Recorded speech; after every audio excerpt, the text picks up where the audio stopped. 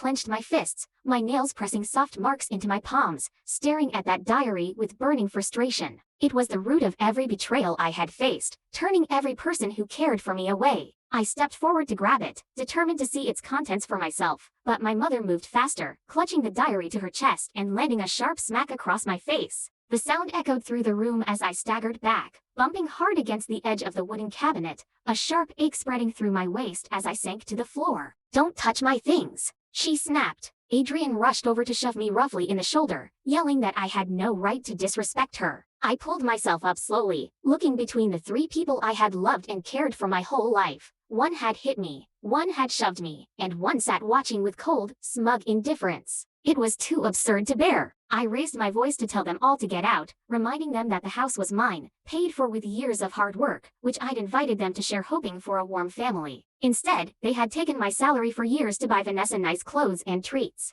sparing me even small kindnesses while treating Vanessa like royalty and me like trash. Using the diary to drive away every person who tried to be kind to me. Adrian laughed loudly at my words, telling me I was delusional, that my mother had already transferred the house deed to Vanessa as a wedding gift, that this was Vanessa's home now. I stared at my mother in shock, remembering how she had asked to hold the property deed for safekeeping when I first bought the house, and I had trusted her, never imagining she would steal it from me outright. Vanessa giggled, thanking me for the free house as ice seeped through my veins. Outnumbered and cornered, I called the only person I thought I could trust, Professor Martin, my college advisor who had supported me through college like a second father. He answered immediately, voice thick with concern when he heard my sobs, yelling that what my family was doing was unforgivable and that he would be there in minutes to help. When he arrived, he was shaking with rage, yelling at my family for taking advantage of me until my mother disappeared into the bedroom and returned with that same black diary, shoving it into his hands with a malicious grin.